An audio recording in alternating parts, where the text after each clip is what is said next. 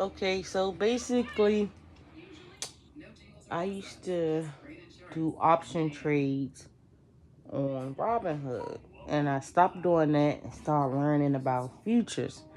So, if anybody knows about future trading, you use maybe Top Step. That's one of the prop firms that I use, and you pay to get funded or whatever.